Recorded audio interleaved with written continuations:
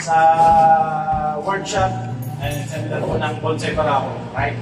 Kahit biglaan lang po yung event na to, nandito pa rin kayo. Welcome po muna, Tanawan. Maraming salamat po sa pagdalo.